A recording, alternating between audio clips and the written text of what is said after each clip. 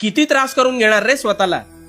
उगाच मनाला दुसऱ्याने बोललेल्या गोष्टी प्रचंड लावून घेत असतोस आणि मग नकळत त्याच विचारात अडकून पडतोस, हो ना?